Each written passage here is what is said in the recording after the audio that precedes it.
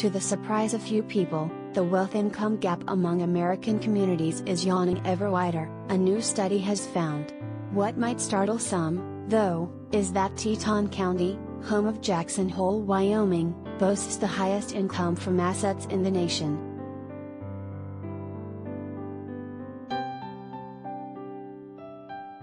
In fact, several other scenic mountain getaway communities in the West have become enclaves of extreme wealth, peppered across the landscape, noted the study released last week by the Economic Innovation Group.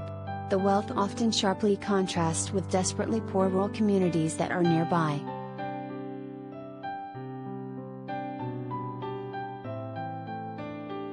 Teton County, home of the Grand Teton National Park and popular ski slopes, has increasingly attracted the uber-rich, boosting the area's annual per capita asset income to an eye-popping $161,400, IG found.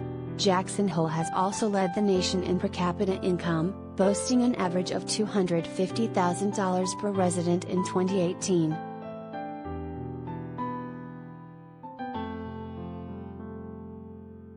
Not faring nearly so well at the opposite end of the spectrum in an asset desert is Lakota County, with just $2,800 in asset income per capita, a third of the national average.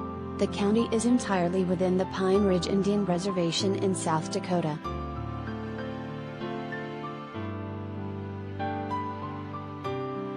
Ironically, Federal Reserve officials are meeting virtually this week to discuss macroeconomic policy in an uneven economy for their annual Jackson Hole Symposium.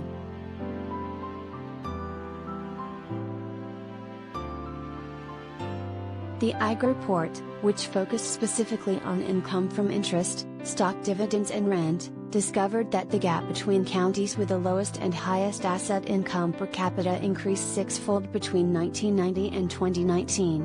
And asset income has become more geographically concentrated. It nearly doubled since 1990 in the top 10% of counties, but barely changed for the bottom 90% of counties.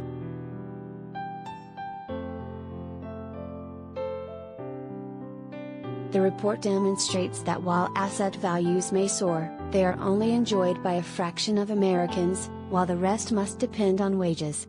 The reality is this: building asset wealth is currently unattainable for the majority of Americans, the report stated.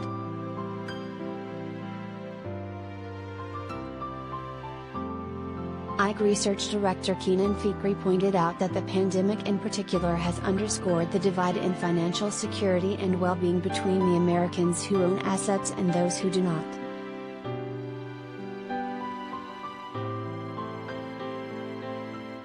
Income from assets, a measure of wealth that excludes wages as well as government assistance programs, makes up about a fifth of personal income nationwide.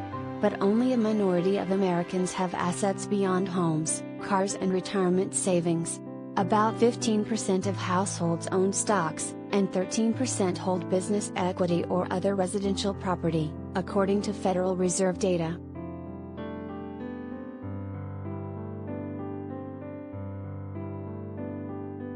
Beyond Jackson Hole, per capita assets have skyrocketed in places like Manhattan, Westchester and Nassau in New York, and California's Palm Beach and the San Francisco Bay Area.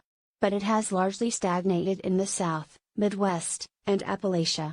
Many communities with the lowest income from assets are made up predominantly of people of color, according to the report.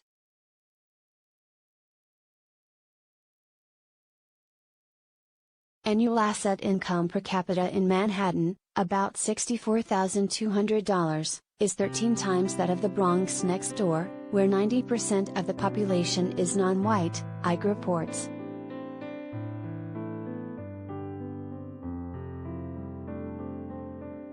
For more Americans to have a seat at the table of the economic system, the report concludes, lawmakers should consider ways in which public policy can open up more pathways to asset ownership to a wider array of Americans.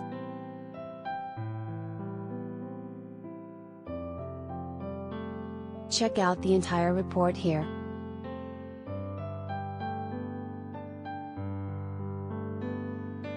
Before you go,